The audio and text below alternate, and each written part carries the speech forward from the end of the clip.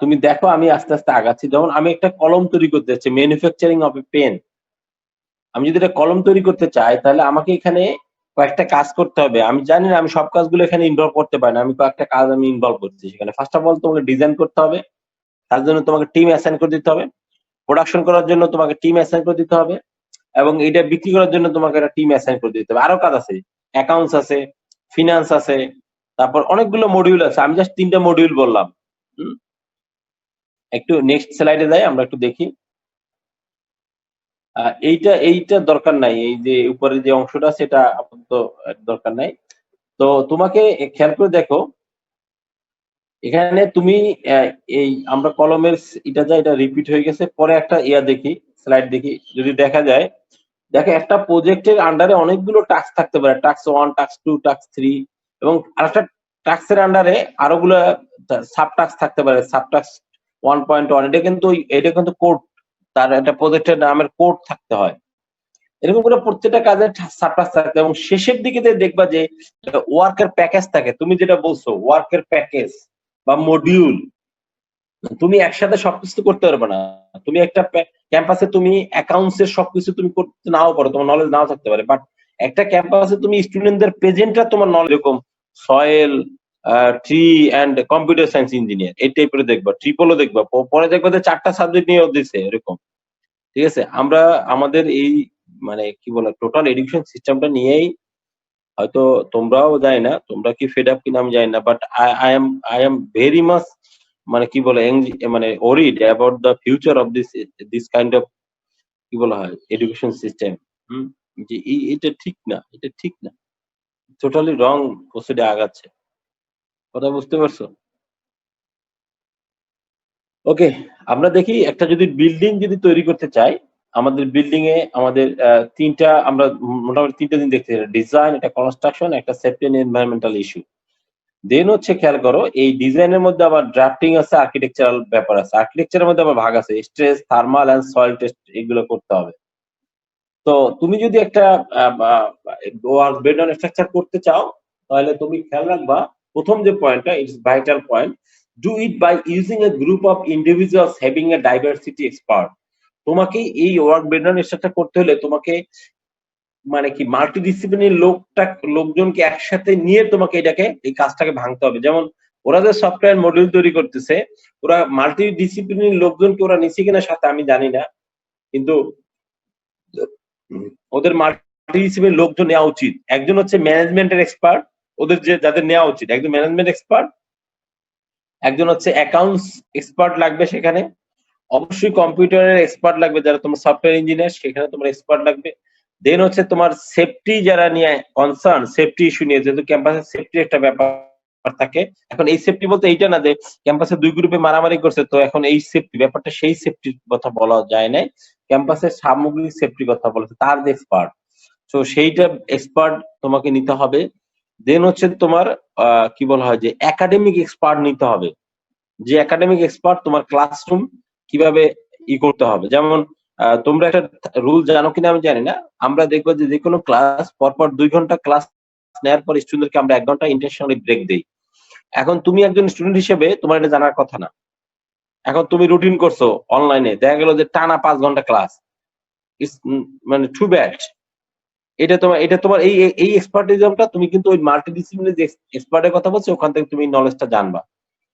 তারপর যে স্যালারি ব্যাপারটা, স্যালারি কিভাবে প্রোভাইড করা হয়, স্যালারি কতটুকু রাখা হয়, গ্র্যাচুইটি কতটুকু, পেনশনের কতটুকু, ছুটির ব্যাপারটা কিরকম কনফার্মেশন করা হবে, তার কনফিডেন্সিয়াল ডকুমেন্ট, তোমার এই স্যারের রেজাল্ট, দেখা গেল মেট্রিক, ইন্টারমিডিয়েট আর ইউনিভার্সিটি রেজাল্ট এর যে ট্রান্সক্রিপ্ট, এটা তোমরা সুন্দর করে দেখে পেয়েছো। স্যারের যে মেট্রিকে এ গ্রেড পাইছে, ইন্টারমিডিয়েটে পাইছে এ মাইনাস, ইউনিভার্সিটিতে পাইছে একটা এ মাইনাস, তোমার রেজাল্ট আমার থেকে অনেক ভালো। তো আমার এটা কিন্তু কনফিডেন্সিয়াল, আমার কিন্তু লাগবে, আমি এটা ভালোভাবে নিব না।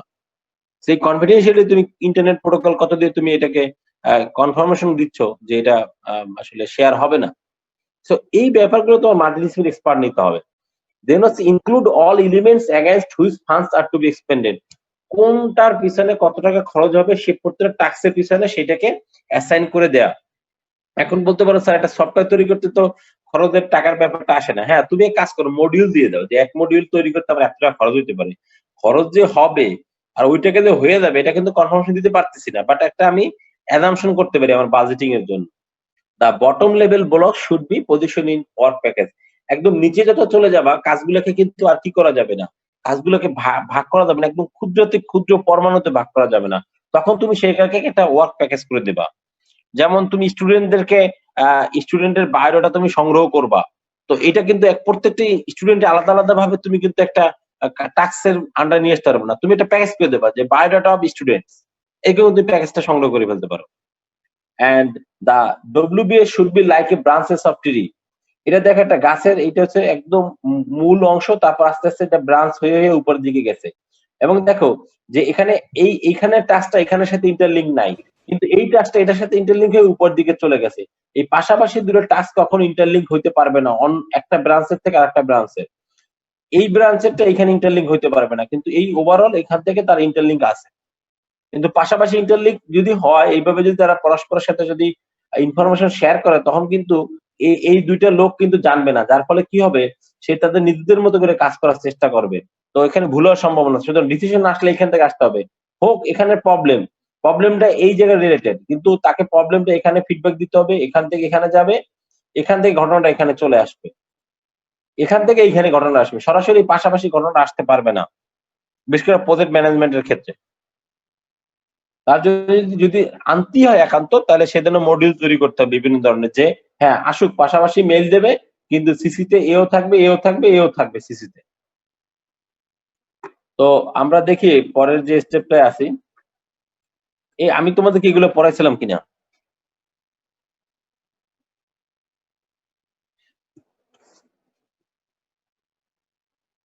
ওই বাংলার জনগণ, আমি কি তোমাদের এগুলো পড়াইছিলাম কিনা? হ্যাঁ স্যার, এই অংশ পড়ে নাই। আচ্ছা, তো দেখো একটা WBS for software implementation project, এটা সফটওয়্যার কি ইমপ্লিমেন্ট করতে হবে, এর জন্য একটা WBS করা হয়েছে এখানে। ফার্স্ট অফ অল হচ্ছে আমার টাস্কটা হচ্ছে, প্রথম 1 নম্বর টাস্ক হচ্ছে সফটওয়্যার ইমপ্লিমেন্টেশন করতে হবে, এটা আমার একটা প্রজেক্ট বলছে। দেন 1.1 হচ্ছে প্রজেক্ট ম্যানেজমেন্ট। এই টোটাল এই এটাকে ম্যানেজ করার জন্য একটা টিম থাকবে, সেই টিমের কথা এখানে বলা হয়েছে। 1.2 যে টাস্কটা আছে সেখানে হচ্ছে প্রোডাক্ট রিকোয়ারমেন্ট, সফটওয়্যার রিকোয়ার্ড হবে, সফটওয়্যারের জন্য ড্রাফট সফটওয়্যার রিকোয়ারমেন্ট হবে, ফাইনাল সফটওয়্যার রিকোয়ারমেন্ট অ্যাপ্রুভালের ব্যাপার আছে, বাংলাদেশ গভর্নমেন্ট অ্যাপ্রুভাল দেবে কিনা, ইউজার ডকুমেন্টেশন ব্যাপারটা থাকবে, ট্রেনিং প্রোগ্রাম ম্যাটেরিয়াল থাকবে, এবং হার্ডওয়্যারের ব্যাপার থাকবে। নিশ্চয়ই তুমি কি বলে যে আহ, সেই ডস মোডের কম্পিউটারে তুমি যদি নিশ্চয়ই এখন একটা তোমার নতুন ভার্সনের কম্পিউটারে মানে সফটওয়্যারের কথা তুমি চিন্তা করতে পারবা না। দেন হচ্ছে 1.3 টাস্কের মধ্যে আছে ডিটেলস সফটওয়্যার ডিজাইনের ব্যাপারটা তোমার এখানে থাকবে, সেখানে আবার 3 সাব টাস্ক থাকবে, এবং সিস্টেম কনস্ট্রাকশন, তোমরা যেটাকে বলো যে এটার নাম হচ্ছে কি যেন, আর্কিটেকচার বলে, কি যেন আর্কিটেকচার বলে, এই কি যেন আর্কিটেকচার বলে না তোমাদের, কম্পিউটার আর্কিটেকচারের ব্যাপারগুলো থাকে, মানে সিস্টেমটার ইন্টারফেসটা কিভাবে কিভাবে হবে, আমি ঠিক ভালো বুঝি না, তোমরা অনেক ভালো বোঝো। এবং এই টোটাল এই এতগুলো কাজ করলে তোমার একটা সফটওয়্যার ইমপ্লিমেন্টেশন হবে। নিশ্চয়ই প্রত্যেকের দায়িত্বে থাকবে, হার্ডওয়্যারের জন্য একজন দায়িত্ব থাকবে, অথবা এই 4টার জন্য একজন দায়িত্বে থাকবে, এই এইটার জন্য একজন দায়িত্বে থাকবে, এবং এটার জন্য একজন দায়িত্বে থাকবে, অথবা দেখা যায় একজন লোকই সবই দায়িত্বে থাকবে, কিন্তু এই সবগুলো কাজ তাকে করতে হবে। এবং এই সবগুলো জিনিস তাকে যে জানতে হবে যে এই কাজ আমার করতে হবে। এখন যদি সেই জিনিসগুলো না জানে, সে যদি এই হার্ডওয়্যারের ব্যবসাটা বাদ দেয় অথবা ট্রেনিং প্রোগ্রামটা বাদ দেয়, তাহলে তো অবস্থা খারাপ। অফিসে 2-3 দিন পর দেখা যায় অফিসে হাজার হাজার লোক এসে হাজির হয়ে গেছে, যে আপনি কি সফটওয়্যার দিয়ে গেছেন, এ তো আমরা চালালে পরে হ্যাং হয়ে যায়, আমার এখানে বিভিন্ন ধরনের ইউজার ফ্রেন্ডলি না। আমাদের ইউনিভার্সিটিতে একটা সফটওয়্যার আছে, RPS software, result processing system. আরে বাপরে বাপ, এটারে তো মনে হচ্ছে যে অনেক ওরাকল বেজে ছিল, অনেক চ্যালেঞ্জিং সফটওয়্যারটা। এই সফটওয়্যারে যখন ইনপুট দেওয়ার জন্য আমরা রেজাল্ট যখন স্টুডেন্টদের ইনপুট দেই, একবার ক্লিক করে 3-4 ঘন্টা পরে সে দেখতে হইতো যে এটা কি আসলে ওই জায়গাটা ওপেন হয়েছে কিনা। একবার ওপেন হলে রেজাল্ট দেওয়ার পরে সে সিস্টেম থেকে নিত। হ্যাঁ, তো এটাকে বলা হচ্ছে তোমার এই এই মানে হার্ডওয়্যারের প্রবলেমের জায়গা। তো পরে আমরা ORPS করছি, যে অনলাইন রেজাল্ট প্রসেসিং সিস্টেম আমরা করছি। সেখানে দেখা গেছে যে কিছু কিছু জায়গায় যে মানে প্রবলেম ক্রিয়েট করে। হ্যাঁ, আমরা চেষ্টা করছিলাম যে আমরা টোটাল এই রেজাল্ট সিস্টেমটা অনলাইন হয়েছে ঠিক আছে, বাট কোন টিচার কোন কোর্স নিছে, সে কত ঘন্টা ক্লাস নিছে, আদৌ ক্লাস নিছে কি এই ব্যাপারগুলো আমরা ইনভলভ করতে চেষ্টা করছিলাম। কিন্তু এইটা যেহেতু ওই কি বলে তোমাদের মতো সফটওয়্যার ইঞ্জিনিয়ার এরা আসলে আ এত খাইয়ে বসে কাজ নাই। কয়দিন কাজ-বাজ করে এটারে একটা কোনমতে রাইখা দিয়ে চলে গেছে। টাকা-পয়সা নেয়া শেষ, ভাইগা গেছে। ১ বছর তোমার ওয়ারেন্টি-গ্যারান্টি দেয়া ছিল, ভাইগা গেছে। আর তোমাদের কথায়, কথায় তোমরা স্যার সিস্টেম ডেভেলপ করছি, সিস্টেম ডেভেলপ করতেছি। দেখা গেল সিস্টেম ডেভেলপ করতে, করতে দেখা গেছে পৃথিবী ধ্বংসের দ্বারপ্রান্তে এসে গেছে। এরকম একটা ব্যাপার আরকি। সো এই রিলেটেড কোন কোয়েশ্চেন আছে কিনা তাহলে কোয়েশ্চেন করতে পারো।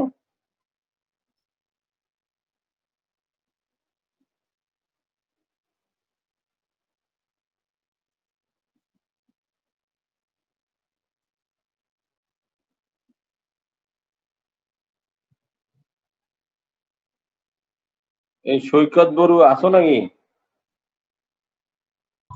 জি স্যার, বলেন। হ্যাঁ, ক্লাস কিছু কোয়েশ্চেন-টোয়েশ্চেন নাই? স্যার একটু আগে মাত্র জয়েন দিছিলাম। আপাতত যা পড়াইছিল এগুলা মোটামুটি বুঝছি আর কি। আচ্ছা, এই রুহুল আমিন বলো তো কি অবস্থা, কি বুঝতে পারছো, কোনো কোয়েশ্চেন আছে কিনা? না স্যার, কোয়েশ্চেন নাই, তবে স্যার এইগুলা নিয়ে একটু থাকি আর যদি তোমরা সেটা চাও আর সেটা পরের ব্যাপার। বাট তোমাদের এই মাল্টি ডিসিপ্লিনারি যে তোমাদের যে এক্সপার্টিজম এর জায়গা, সেই জায়গাটা তোমাকে অবশ্যই এক্সপার্ট ওপিনিয়ন নিতে হবে। হ্যাঁ, টাকা-পয়সা উম ধরো আমার কাছে আসলে তো আর আমি টাকা-পয়সা চাবো না রে ভাই। কিন্তু অনেকে গেলে হয়তো টাকা-পয়সা চাইতে পারে। এখন এটা নিয়ে তো আর আমার কিছু বলতে পারব না। তো দেখো আমরা একটু পরের সফটওয়্যারটা যাই, মডিউলটা যাই। দেখো একটা প্রজেক্ট ম্যানেজমেন্টে আমরা যেটা করতেছি এটা প্রজেক্ট ম্যানেজমেন্টের দেখো একটা প্রজেক্ট করতে তাকে ইনিশিয়েশন নিতে হয়। আমি যেটা ১ম বলছিলাম তার জন্য প্ল্যানিং করতে হয়। স্যার স্লাইডটা ফুল স্ক্রিন করেন স্যার। এই আমার এই যে আর ক্লাসের জন্য ডিউরেশন আছে ১০ মিনিট। যে ১০ মিনিট পরে আমি হয়তো বন্ধ হয়ে যাবে। পরে আমি কিন্তু আবার ঢুকবো। তোমরা আবার কিন্তু অনলাইনে চলে আসবা। তো দেখো একটা প্রজেক্টের ক্ষেত্রে প্রজেক্ট ম্যানেজমেন্টের ক্ষেত্রে আমরা ১ম পড়ছিলাম ৫ টা ফেজ ছিল। Initiation, planning, execution, control and closure. তো ইনিশিয়েশন এর ক্ষেত্রে তোমাকে ইভ্যালুয়েশন আর রিকমেন্ডেশন করতে হবে। একটা প্রজেক্ট বললেই হয় না। একটা প্রজেক্ট তুমি বললা আর আমি লাফায় বললাম। বাংলাদেশের ক্ষেত্রে হয়। তুমি যদি এখন বলো যে আ আ বাংলাদেশে আমি এখন চাঁদে যাবো। এখন দেখা গেল যে সত্যিকার অর্থে যে একমাত্র বাংলাদেশের মাননীয় প্রধানমন্ত্রী যদি চায় যে হ্যাঁ চাঁদে যাবে, ঠিক আছে। কিন্তু অন্য ক্ষেত্রে তুমি চাঁদে গেলে এটা ভালো কাজ না। কিন্তু তুমি যদি বলো যে আমি এমন একটা সফটওয়্যার তৈরি করছি, এমন একটা সফটওয়্যার তৈরি করছি যে সফটওয়্যার থেকে মানুষ ঘুমাইলে স্বপ্নে কি দেখে এটা রেকর্ড হয়ে যাবে। এবং যদি তুমি সত্যিকার অর্থে যে ২-৪ জনের ভূগোল বুঝাইতে পারো দেখা যাবে যে ঠিকই আছে। এটা চালু হয়ে গেছে। এবং বাংলাদেশের প্রত্যেকটা জায়গায় তোমার হচ্ছে প্রজেক্ট। এবং এই প্রজেক্ট গুলো যারা ইমপ্লিমেন্ট করে তাদের প্রজেক্ট ম্যানেজমেন্ট সম্পর্কে ন্যূনতম আইডিয়াই থাকে না। তারা আ বা কি বলো যে যেমন আমি এটা তোমার ছোট একটা করে উদাহরণ দিতে পারি, একদম বাস্তব উদাহরণ। আমার বোন আছে কাস্টমস এ। তো ওরা ওই যে পজ মেশিনে যে ওরাকল দিয়ে যে ডাটাবেস করা হয়, বিশেষ করে তোমাদের ওই যে প্রোডাক্টের যে ডাটাবেসটা করে পজ মেশিনের মাধ্যমে তোমার কি বলে যে ইনভেন্টরি যে কন্ট্রোলটা, ইনভেন্টরি মডিউলটা যে নিয়ন্ত্রণ করে ওইটা বাংলাদেশের সমস্ত দোকানে ইমপ্লিমেন্ট করার জন্য বাংলাদেশ গভর্নমেন্ট একটা প্রজেক্ট আ করলো, লঞ্চ করলো এবং ওই আমার বোনকে যেহেতু ওইখানে দিছে সেটারে ছিল। তো এরা গেছে ট্রেনিং এ, গেছে স্পেন। স্পেনে মাদ্রিদ চলে গেছে। তারপরে হচ্ছে আরেকটা কি যেন নামের জায়গা আছে। ৮ জন না ৯ জন চলে গেছে। যাইয়া ঘুরে ৭-৮ দিন ঘুরে চলে আসছে। ঠিক আছে? আসার পরে আল্টিমেটলি যখন নলেজ তো বুঝি, নলেজ তো ঐরকম। তো তারপর যখন এটাকে মানে ইমপ্লিমেন্টেশন ফেজ এ যখন গেছে, ১ম ইনিশিয়েটিং ছিল, তারা প্ল্যানিং করছে। যখন এক্সিকিউশন এ গেছে, তখন বাংলাদেশের যারা সুপার শপ বা অন্যান্য শপগুলো তারা এটাকে সরাসরি নালিফাই করে দিচ্ছে। যে না আমরা এটা করব না।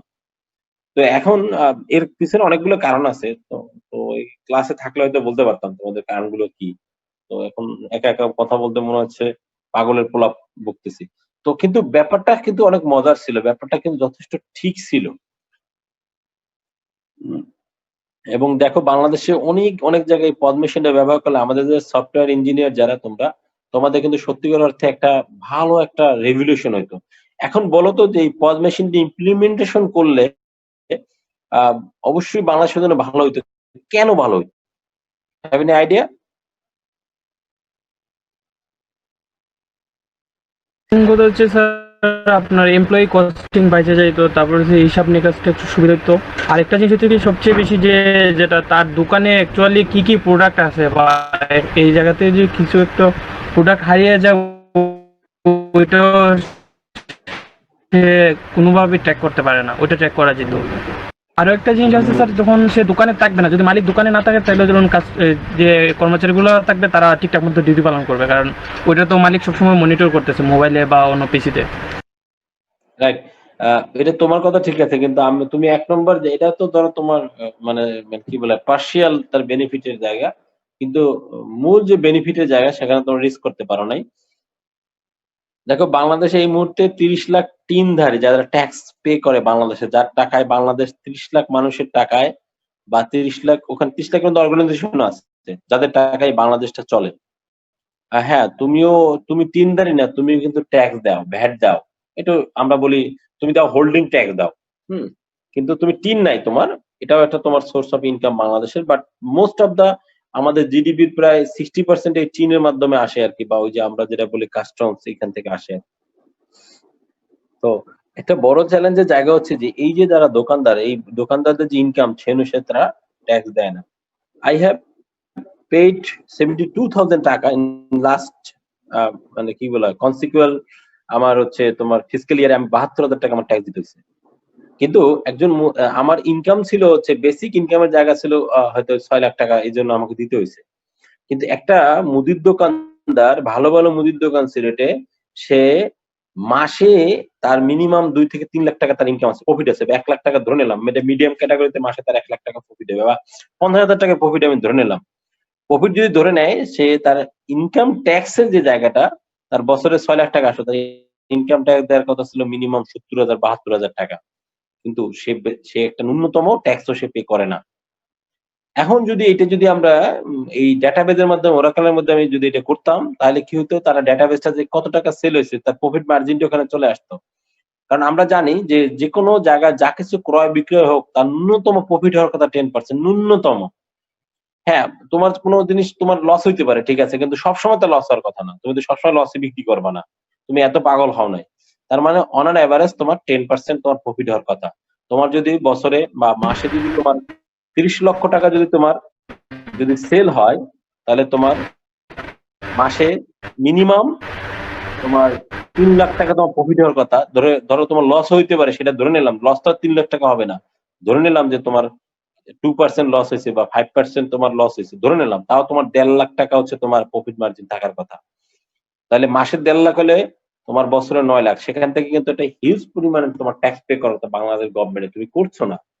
এবং এইটা করা লাগবে বিধায় কিন্তু এই বাংলাদেশের যারা দোকানদার, মুদির দোকানদার, অন্য দোকানদার, এরা কিন্তু এই পজ মেশিনটার বিরোধিতা করছে।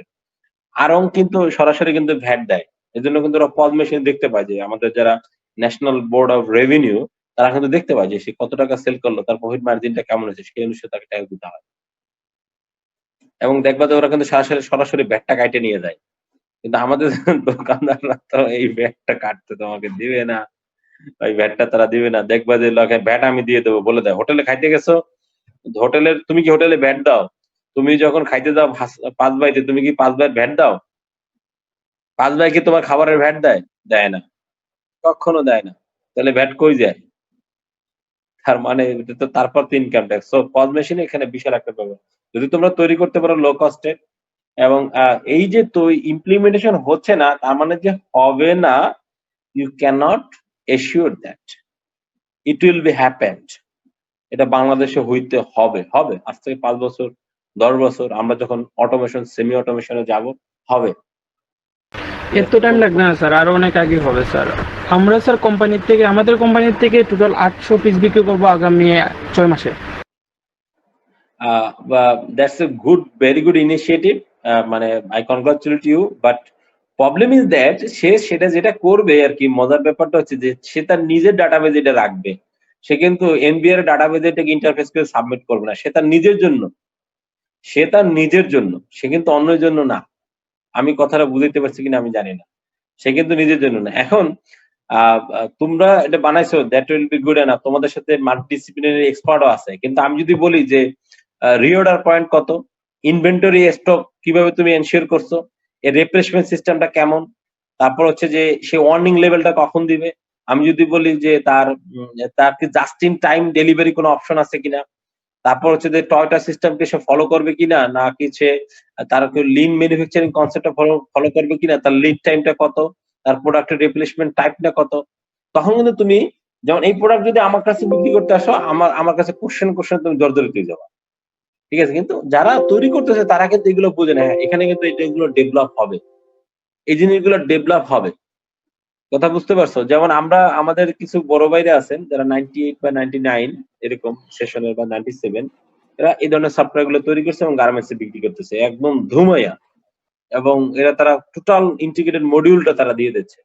প্ল্যানিং কেমন হবে। এটা আমি শুধু বাংলাদেশে আমি ২ টা বড় কোম্পানিতে আমি যখন কাজ করছি তখন দেখছি। একটা দেখছি লাফার্জ সুরমা সিমেন্ট, আরেকটা দেখছি আমি বার্জার। আমি ট্রেনিং এ গেছিলাম ওখানে ৭-১৪ দিনে ছিলাম। ওদেরকে আমি দেখছি। সো ফার সেখানে কিন্তু এই ধরনের একটা ইন্টিগ্রেটেড মডিউল সিস্টেমটা কিন্তু সেখানে ইমপ্লিমেন্ট করা বেশ স্মার্ট। ওরা মনে হয় ওই সময় আমি বলছি ২০০৮ এর কথা, ৯ এর কথা বলছি। তখন ওরা মনে হয় ২.৫ না ৩ কোটি টাকা দিয়ে কিনছিল। এখন তো অনেক বেশি দাম হওয়ার কথা। সো আমি এটাকে স্টপ করতেছি, তোমরা আবার এন্ট্রি নাও।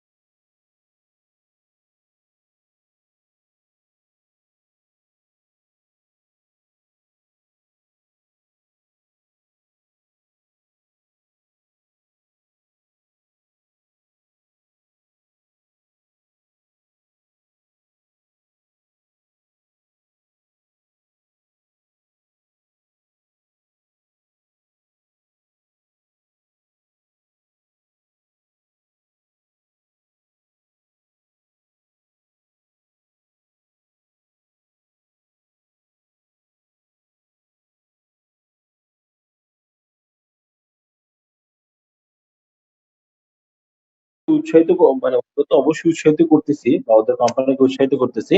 বাট তোমাদেরকেও আমি এই কথাটাই বলতে যাচ্ছি যে তোমাকে একটা মাল্টি ডিসিপ্লিন অপশন নিতে হবে। কারণ মার্কেটে প্রচুর পরিমাণ কম্পিটিশন। তোমার ওইখানে ডিমান্ড ফোরকাস্টিং এর একটা ব্যাপার আছে। তোমাকে ওখানে ডিমান্ড ফোরকাস্টিংটা তুমি কিভাবে এনশিওর করছো? কোন ধরনের প্যাটার্ন সেখানে ফলো করছে? আমি জানি ডিমান্ড ফোরকাস্টিং, যেমন আইসক্রিমের ডিমান্ড ফোরকাস্টিং কেমন হবে? সিজনাল হওয়ার কথা। বা তোমার যদি ওইখানে তোমার যদি সুপার শপ আইসক্রিম থাকে তাহলে ঘটনাটা কেমন ঘটবে? তোমার যদি ওইখানে যদি তোমার কি থাকে, এই যে কি বলা হয়, তোমার বিভিন্ন ধরনের ড্রিঙ্কস প্রোডাক্ট থাকে তাহলে কিভাবে কনজাম্পশন হবে?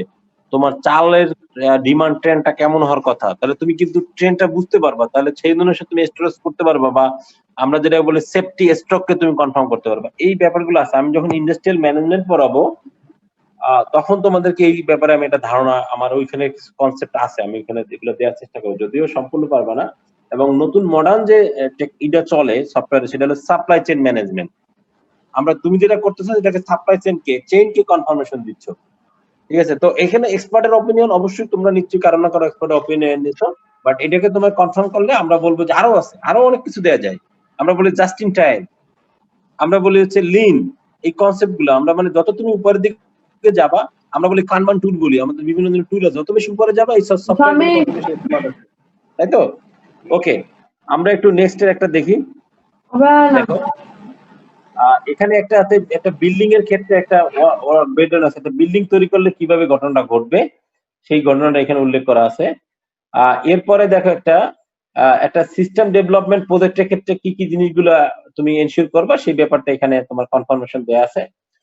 তারপরে তুমি দেখো একটা বাইসাইকেল যদি তুমি তৈরি করতে চাও, খেয়াল করে দেখো, একটা বাইসাইকেল তুমি যদি তৈরি করতে চাও, একটা বাইসাইকেল 100% তার ওয়েটের প্রোগ্রেস, এবং এখানে দেখো একটা বাইসাইকেলের জন্য ভাগ করছি 7টা ধাপে ভাগ করছি।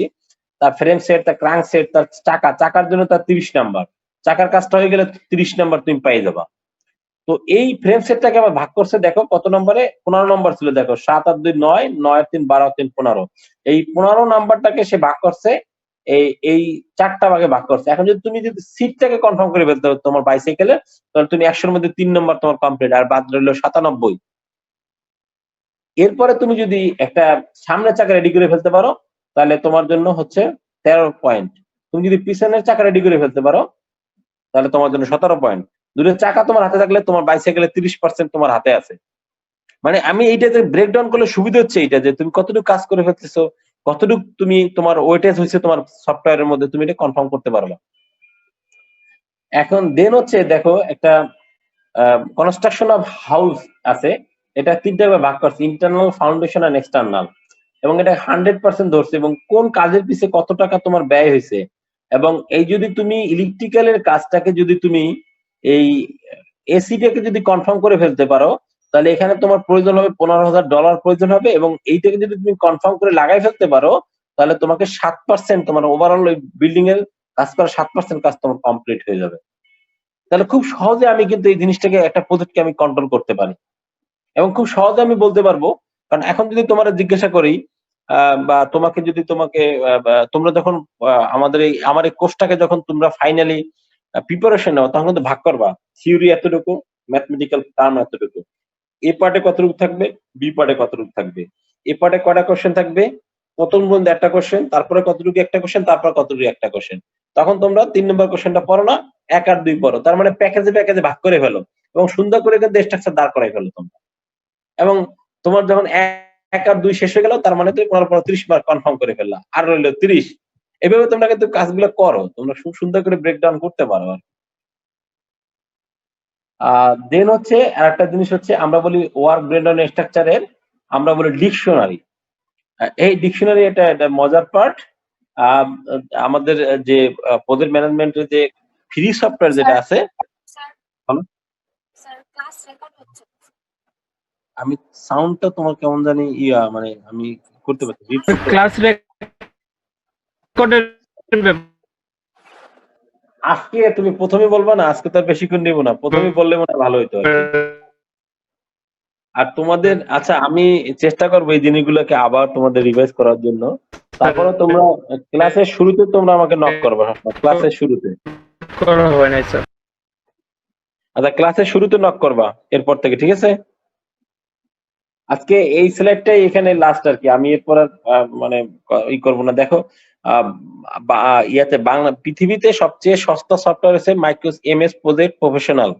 হ্যাঁ, আমরা যেটাকে বলি MS মানে মাইক্রোসফট প্রজেক্ট প্রফেশনাল একটা সফটওয়্যার আছে। এটা ওই ইয়ার সাথে অফিসের সাথে থাকে না, পার্সিয়ালি কিনতে হয় আর কি। 25 টাকা একটা সিডির দাম নেয়। এটা হচ্ছে পৃথিবীর মধ্যে সবচেয়ে সস্তা জিনিস। আর যদি পৃথিবীতে বলো যে সবচেয়ে কস্টলি প্রজেক্ট ম্যানেজমেন্ট সফটওয়্যার, আমি বলতেছি প্রজেক্ট ম্যানেজমেন্ট সফটওয়্যারের কথা বলছি, সেটা হচ্ছে প্রাইম অ্যাভেরা। তোমরা নাম দেখে প্রাইম অ্যাভেরা বলা হয়। প্রাইম অ্যাভেরা এখন সম্ভবত আমি যখন কাজ করছি তখন P7 চলতেছিল।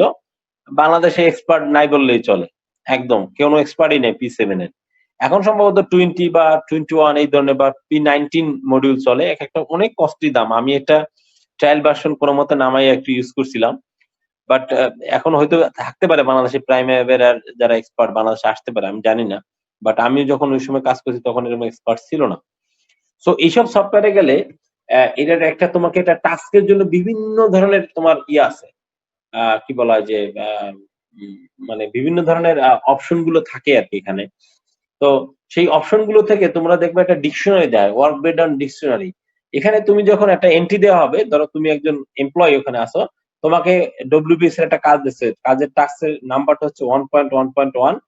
তোমার টাস্কটা হচ্ছে একটা প্ল্যান তৈরি করতে হবে, তোমার জন্য 40 ঘন্টা সময়, এস্টিমেটেড লেভেল অফ এফোর্ট, তুমি কতক্ষণ সময় পাইতে পারো, তোমার এই কাজটার ওনারকে কে তোমাকে এটা সুপারভিশন করবে, প্রজেক্ট ম্যানেজার, তোমার কি কি রিসোর্স লাগবে সেখানে চলে আসবে, ওয়ার্ক প্রোডাক্ট তুমি কি দিয়ে সেই কাজটা করবা, এমএস প্রজেক্ট ম্যানেজমেন্ট সফটওয়্যার দিয়ে তুমি করবা, তোমার ডিসক্রিপশন টাস্কের এখানে থাকবে, ইনপুট হিসেবে তুমি কি কি এখানে ইনপুট করবা, তোমার ডিপেন্ডেন্সি তুমি কার উপর ডিপেন্ড করবা তোমার কাজটার জন্য, তোমার জন্য এই কাজটা করতে কি কি রিস্ক আছে, তোমার টাস্কটা কিন্তু এখানে। এবং প্রত্যেকদিন তুমি কিন্তু রিপোর্টিং করবা, এটা বাই কম্পিউটারে করতে পারো অথবা কাগজ কলমে করতে পারো। একজন ডাটা এন্ট্রি অপারেটর থাকবে, সেই ডাটা এইটাকে অপারেট করে এন্ট্রি করে দেবে যে আজকে আমি এত পার্সেন্ট করতে পারছি, সে এটা করে দেবে। যখন দিন শেষ হয়ে যাবে তখন ওই অপারেটর বলবে ওকে, এন্ড দা জব। এই হচ্ছে কথাবার্তা। আরো কিছু ডব্লিউবিসি এর উদাহরণ দেয়া আছে, তোমাদের স্লাইড দেয়া আছে, তোমরা দেখো। একখানা অ্যাসাইনমেন্ট আছে, একখানা অ্যাসাইনমেন্ট। এখানে একটা জিনিস হচ্ছে যে দেখো, একটা new toy car for the 5 to 9 years old এর জন্য একটা এখানে মডিউল দেয়া আছে। যেহেতু তোমরা টয় কার তৈরি করবে না, কিন্তু তোমাদের জন্য আমি একটা দেখি তোমাদেরকে, develop a WBS structure for generating A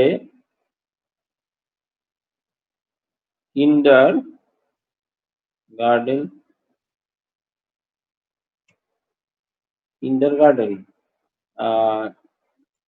school management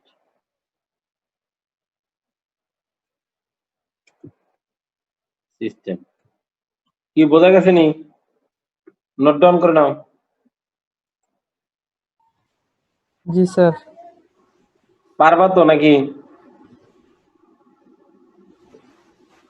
ইনশাআল্লাহ স্যার। কথা, পারার কথা, না পারার কোনো ইয়ে নাই, মানে মানে না পারলে খবর আছে।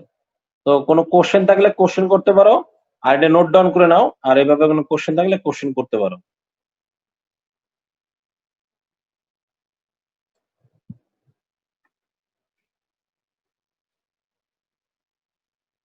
ওই কোনো কোশ্চেন নাই? খাইছি তো আমারে, সব তো বিজ্ঞানী হয়ে গেছে।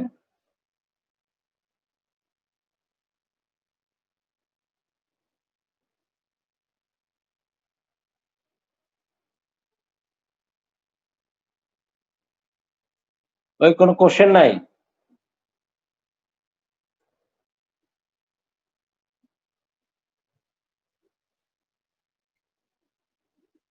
এটা কি নোট ডাউন করছো? অ্যাসাইনমেন্ট দিতে হবে কিন্তু এটা। স্যার অ্যাসাইনমেন্টটা কবে দিতে হবে? এই এখন বাসায় কোনো কাজ নাই, আগামী 7 দিনে হয়তো দিয়ে দেবা, নেক্সট উইকে দিয়ে দেবা। বাসায় কোনো কাজ নাই, খাওয়া দাওয়া, ঘুমাও আর ওয়েট বাড়াও বসে বসে। সুতরাং আগামী সপ্তাহে এগুলো করে দেবা।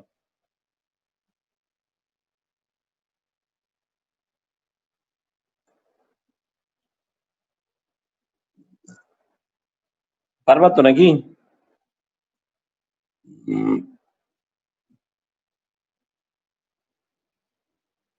আর এক্সেলে কিন্তু তোমার এই প্রজেক্ট ম্যানেজমেন্ট মডিউল টডিউল এগুলো কিন্তু ব্যবহার করা যায়। এটা তোমরা ব্যবহার করছো কিনা জানি না আমি, কিন্তু খুব সহজে কিন্তু প্ল্যানিং এর জন্য একটা সফটওয়্যার তৈরি করে ফেলানো যায়। আমি অল্প কিছু পারি এই রিলেটেড আর কি, যদিও বুঝো এটা হাতুড়ি ডাক্তার, আমি কিন্তু পারি। তোমরাও বোধহয় পারার কথা। আমি এক্সেলে তোমরা চেষ্টা করে দেখো, এই ধরনের কিছু অনেকগুলো কাজ করা যায় আর কি, বুঝতে পারছো? অনেকগুলো কাজ করা যায়। আহ আমি সম্ভবত কিছু কাজ করছিলাম। এটা তো আসলে কি হয় যে শাক দিয়ে মাছ ঢাকার মতো ব্যাপার আর কি। 100% ই করা যায় নাই, কনফার্মেশন করা যায় নাই। বাট করা ছিল আর কি, এরকম আমি চেষ্টা করছিলাম, দেখা যাক।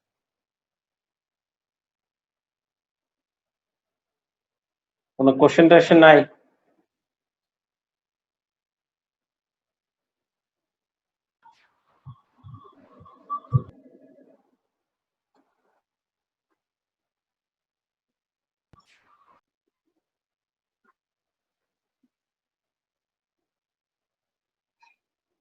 এই কোনো কোশ্চেন না থাকলে আজকে সমাপ্ত ঘোষণা করবো। কোশ্চেন থাকলে তাড়াতাড়ি কোশ্চেন করো, নাহলে খবর আছে।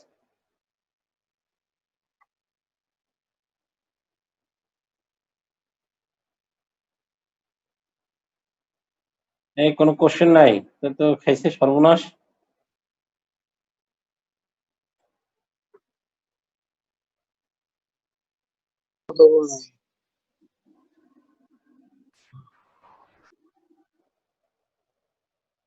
মানে সব তো একদম দেখা যাচ্ছে যে স্টপ হয়ে যাচ্ছে। এ তো ঝামেলার জিনিস।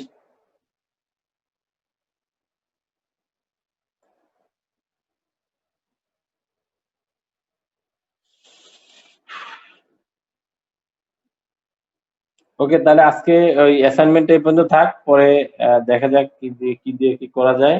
আর তোমরা চেষ্টা করো, কোনো ধরনের হেল্প লাগলে তো অবশ্যই আমি আছি। ঠিক আছে?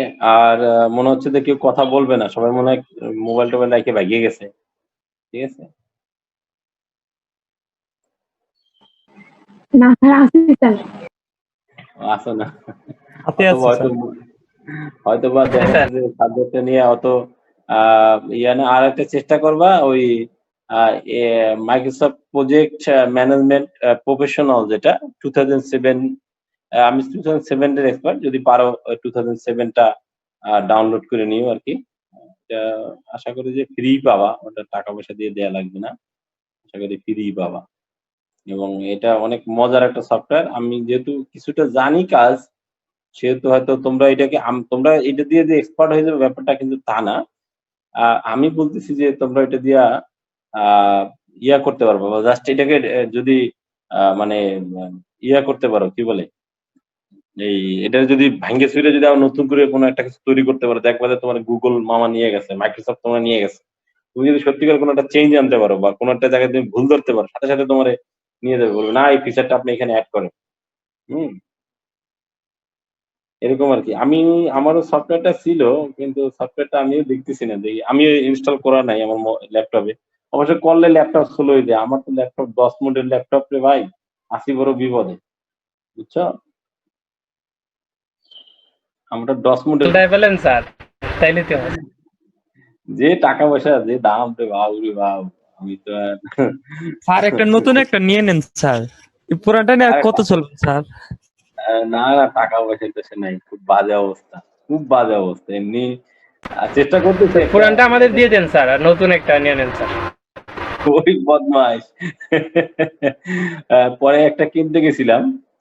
কিন্তু কিনতে যাওয়ার পরে দেখলাম যে ওই সেকেন্ড হ্যান্ড বলতেছে কেনার জন্য। তো সেকেন্ড হ্যান্ড আমি রিস্ক ফ্যাক্টর মনে করলাম যে যদি সেকেন্ড হ্যান্ড কিনতে যাই তাহলে ঝামেলা হয়ে যাবে। এইজন্য আর কিনিনি। আ ওইটা তোমরা দেখো, ওইটার যে সফটওয়্যারটা আপনি ওটার আবার সেকেন্ড হ্যান্ড কেন নিবেন স্যার? আপনি নতুনই নেন। এই রে কি কথা বলো রে! উম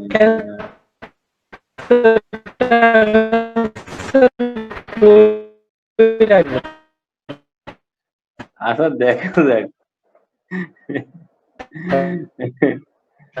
আচ্ছা দেখি আমার সফটওয়্যারটা আমি খুঁজে পাচ্ছি না রে। সফটওয়্যারটা কই যে রাখলাম? তো মহা মুসিবত। কেউ পাইলে দেখি তো মাইক্রোসফট প্রজেক্ট ম্যানেজমেন্ট 2007 আমার একটু দিও তো। এটা ছিল জানি কোথায় আমার। অনেকদিন ব্যবহার করি না, ইনস্টল করা নাই, এজন্য দেখা যাচ্ছে না। অ্যাসাইনমেন্টে কি স্যার শুধু স্ট্রাকচারটা আঁকবো নাকি স্যার ওই যে এক্সপ্লেইন করা লাগবে? আ এক্সপ্লেইন করার দরকার নাই। তুমি যা বুঝো তুমি সেইগুলো মানে মোটামুটি মানে কয়েকগুলো সাব টাস্ক, কোন টাস্কের আন্ডারে কোন টাস্ক। নিশ্চয়ই তোমার ওই যে অ্যাকাউন্ট সিস্টেমের মধ্যে নিশ্চয়ই তোমার প্রেজেন্ট সিস্টেমের ব্যাপারটা থাকবে। স্টুডেন্টদের মধ্যে প্রেজেন্ট সিস্টেমের ব্যাপারটা থাকবে। তো নিশ্চয়ই স্টুডেন্টদের পেমেন্ট সিস্টেম থাকবে। একটা তুমি স্টুডেন্টদেরকে পে করবা, মানে স্টুডেন্টরা পে করবে, আরেকটা হলো স্টাফদের পে করবা। ব্যাপারগুলো এরকম মানে কোন টাস্কটা কোন আন্ডারে থাকবে, কিরকম থাকবে সেইটাকে কনফার্মেশন দেয়া। ঠিক আছে? মানে সেই জায়গাটাকে একটু ইয়ার মধ্যে নিয়ে আসা। আমি যাতে বুঝতে পারি যে না তুমি কিছু জিনিস বুঝতে পারছো। জি স্যার। এই তো আর কোনো কোয়েশ্চেন না থাকলে আপাতত থাক আজকে দেখি আমি সফটওয়্যারটা খোঁজ করি। তো থাকলো আজকে নাকি? দেখি নেক্সট টাইম জানাই দেব। আমি সম্ভবত শনি, রবি ২ দিন সম্ভবত ঢাকা থাকবো। আমি সোমবার থেকে চেষ্টা করব তোমাদের ক্লাস নেওয়ার জন্য। ঠিক আছে? আমি নক করে জানাই দেব, হ্যাঁ? ওকে? জি স্যার।